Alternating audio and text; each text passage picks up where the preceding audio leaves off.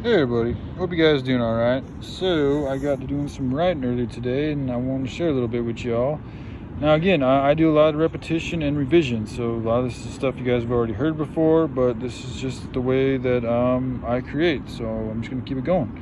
Alright, so going into the specifics of why America and most of the world is not only not living or even striving to live in accordance with the word of Yahushua, but in actuality is against the word of Yahushua and is thus perpetuating the forces of evil. 200 million Americans claim to be Christians, and yet most of them live lives that Yahushua would not condone or really approve of / support, especially if, for Christians. So, I don't know the exact Bible verses because I wrote this just from my head. I didn't have access to, I think I had a little bit of battery, but I decided to just do it from my head because I didn't want to run my battery out at the time.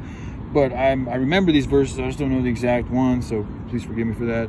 But anyway, so the verse on how we're supposed to be living in harmony with all life, like that right there just explains why this capitalistic society in America is not in alignment with harmony with all life. I mean, we have trade routes through the ocean that literally create the extinction of animals and marine life and pollute the ocean and do all sorts of horrible damage all over the place, as well as perpetuate really, really, really messed up living and working conditions in other third world countries, which perpetuate their third world status.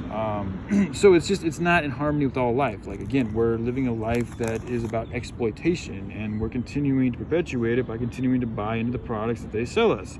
So until we start creating an infrastructure and a society and a commerce system that does not perpetuate exploitation and support it, and thus perpetuate evil, because it's evil to exploitate people, then we're not going to continue to learn. We're not going to continue, and we're not going to be living in the way of that Yahushua told us to live, which is in harmony with all of life.